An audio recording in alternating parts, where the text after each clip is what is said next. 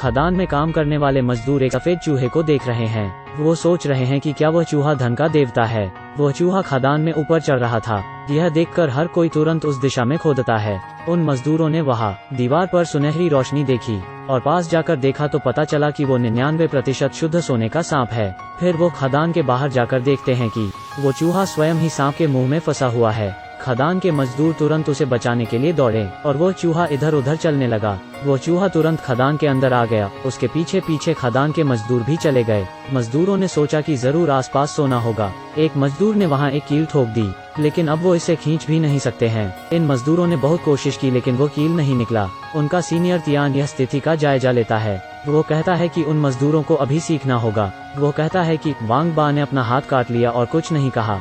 मजदूरों का मुखिया आगे बोलत है कि खदान में एक कहावत मशहूर है कि इस कील को दीवार से बाहर नहीं निकाला जा सकता। दरअसल इसे वांग बा ने गाड़ा था। तभी एक मजदूर दम घुटने जैसे चिल्लाने लगता है और इस मजाक से सारे मजदूर हंसने लगते हैं। उन्हें उम्मीद नहीं थी कि वो कील फावड़े से इतनी आसानी से निकल जाएगा। वो आसानी से बाहर आ गई।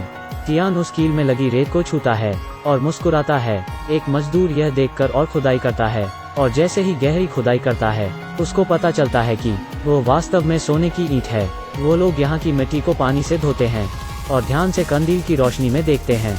उन्हें उसमें सोने के छोटे छोटे बहुत सारे कण दिखते हैं। उन्हें लगता है कि गांव वालों की अफवाह सच है। असल में गांव वाले मानते हैं कि वहाँ 800 सोने की ईंटें हैं जो आरबेंग गुइजी ने चीन में बनाई थीं। खुदाई करने के लिए उन लोगों ने तुरंत एक टीम का गठन किया। वो लोग अब हर दिन बाहर आकर खनन वाली मिट्टी से सोने के कण ढूंढने के लिए बारीक बारीक पीसते हैं। फिर वो लोग एक पानी वाले उपकरण की मदद से धूल और सोने के कणों को अलग अलग करने की प्रक्रिया शुरू करते हैं, जिससे पत्थर की भारी धूल पानी में बह जाती है और जो कुछ बचता है वो शुद्ध सोना होता है। फिर एक मजदूर ने शुद्ध सोने को कागज के तौलिए में लपेटकर एक छोटे चूल्हे में फेंक दिया और सोने को पिघलाने के लिए आग लगा दी। उस मजदूर को इससे एक छोटा सा सोने का टुकड़ा मिलता है। आखिर यह सारे सोने के टुकड़े एक साथ रखे जाते हैं। तियान इसे पैसे के लिए एक्सचेंज करके समान रूप से बांट देते हैं। उन्होंने पैसों का स्वाद चखा और फिर से दिन रात खनन शुरू कर दिया। तियान कहता है कि वो सिर्फ 800 सोने की ईंटें ढूंढना चाहता है। सारे मजदूर अभी घर जाने के लिए तैयार हुए हैं। एक मजदूर जाने से पहले पेशाब करने के बारे में सोचता है, लेकिन अचानक उन्हें वहाँ किसी और की मौजूदगी का एहसास होता है। हाथ में सफेद बाल पकड़े हुए वो मजदूर कहता है उसने पेशाब करते वक्त वो एक सफेद भूत देखा था। मजदूर का मुखिया उस बाल को ध्यान से देखता है। उन्हें लगता है कि वो बाल इंसान का नहीं है। इंसान के बाल सख्त होते हैं। यह आदमी उस बाल को अपनी बीवी को दिखाता है, लेकिन उसने इसकी परवाह भी नहीं की। अगले दिन खदान में एक मजदूर जाता है, लेकिन वो मजदूर कुछ बुरी चीज देखकर डर जाता है और लोग उसे बचाने आते हैं। आगे कंदील की रोशनी से वहाँ के मजदूर देखते हैं कि वास्तव में अंदर एक डेड बॉडी है। कुछ मजदूर अपने घर चले जाते हैं। तियान अपने घर वालों से अलविदा कहता है।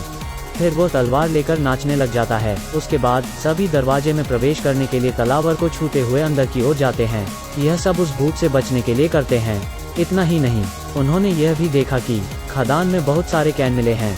हरे रंग के कैन को देखते हुए उन्होंने यह एहसास किया कि वो सैन्य कैन हैं और उस खदान में उन्हें कुछ अच्छी वाइन की बोतलें भी मिलती हैं। वो मजदूर यह विचार करने लगते हैं कि इतने गहरे पहाड़ों और पुराने जंगलों में यह सारी चीजें कहाँ से आई हैं। उन्हें यह सारी चीजें देखकर डर लगने लग जाता है।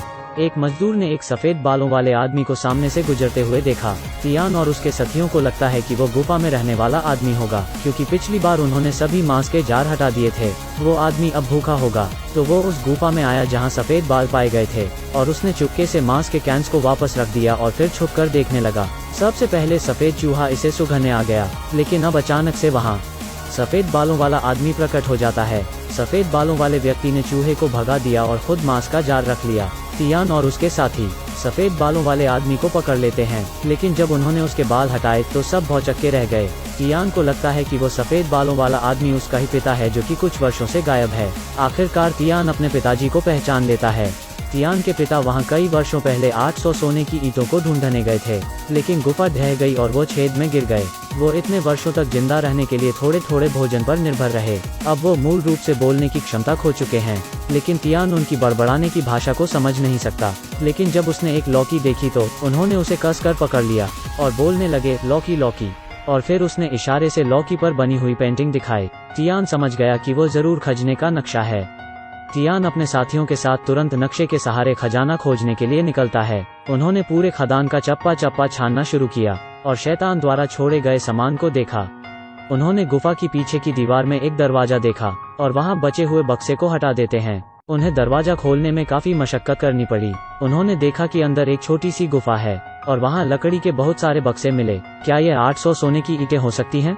वो मजदूर उन बक्सों को खोलने का बेसब्री से इंतजार कर रहे हैं, लेकिन उन्होंने बॉक्स के चारों ओर पतली पारदर्शी तारों को देखा। वो अपने बाकी मजदूरों को सुरक्षित रखने के लिए उन्हें बाहर भेज देता है। अब उसके साथ केवल 2 मजदूर और बच जाते हैं।